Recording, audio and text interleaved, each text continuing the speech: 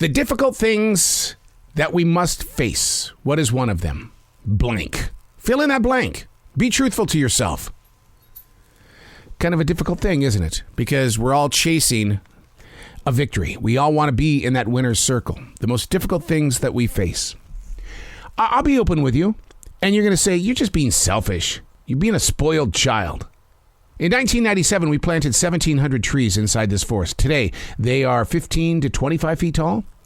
And so when you look out this studio window, you've got all of this beautiful, beautiful green from all different types of North Carolina trees. I wanted to go 100% North Carolina. I didn't want to do Lowe's and Home Depot and put things in the ground on this beautiful lay of land that looked like a magazine cover. It's like, oh, it's so perfect. No, it's not. No, none of these trees are perfect. And that's the true story of a forest. But today is one of those things that I have to face, and it's more days than most. And that is when the sun isn't shining, that the clouds above, which are filled with mist this morning, are keeping the sun from turning this forest of green into a bright array. I mean, a true rock concert I have sometimes here, but not today. And it does affect the mindset. It really does, because I'm looking at these beautiful trees, and I'm sure they're out there going, oh, spring rain. Oh, baby, give it to me now, spring rain. And the human is in the studio going, where's my son? Where's my son? Now, there is a way that you can deal with this. And it really does help, because a lot of people need light. I'm one of those people that need light. So if you were to be sitting in this studio, you should see how many lights are turned on. I've got to have that energy from light. When you walk through my home, there's light in every single room. You're not going to see the shadows of the forest, because light is energy. You should try that sometime. Sure, it's going to, boost up your electric bill and stuff like that, but light is everything to me. And when you get into the light, you begin this process of being creative, loving, understanding, forgiving. You're filled with faith. You're filled with trust. And because with that light, you're able to see through the storm. Is that too far over your head? Okay, I don't want to get that far, because I want to stay down here. And not to say that you are down here. I just want to keep it one-on-one, level to level. Hey, it's Arrow. This is The Choice. This is what I was writing while the sun was waking up on a brilliant new day. I wrote on Facebook late last night. When it's bigger than you, you've been in those situations? When it is bigger than you.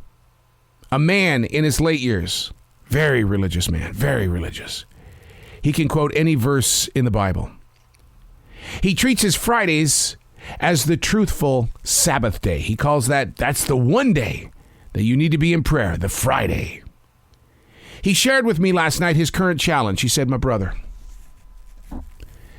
they found another tumor in my head. I went, what? Hold on. They found a what? Another tumor in my head. I didn't know there was one in there in the first place, and now you have two? My brother, I'm okay. I'm at peace. It's better to know than not to know. Wow. When God puts you in places that have nothing to do with your career. My chase hasn't been to run away from saddened news. But then again, during my early years of broadcasting, my focus was so much on being something in radio that it makes me wonder, how many times did I choose not to listen? Oh, don't point a finger at me. You got to point a finger at yourself too. How many times in your life did you make the choice to not listen? Last night I heard him. My brother. I'm not afraid. Many times during our careers, we bump into such news, and we do all we can to get back onto the streets of feeling great, even if it means we have to down a Red Bull, followed by a cup of coffee, followed by whatever, a 5-hour.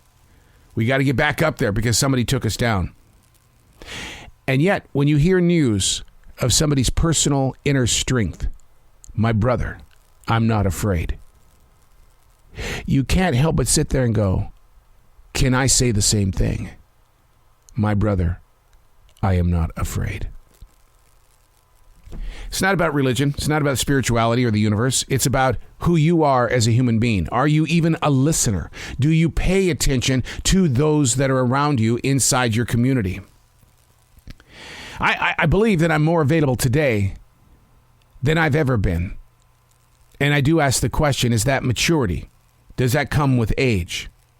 As a growing student in life, the focus begins to evolve from personal presence to community connection. See, I've been a writer for 28 years.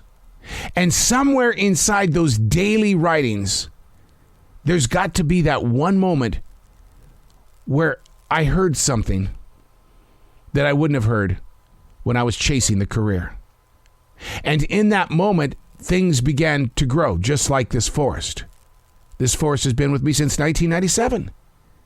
It took a seedling to bring the hawk, the deer, the beaver, the blue jays, the cardinals, the rabbits, the snakes. Oh, I love me some snakes. I love to watch them.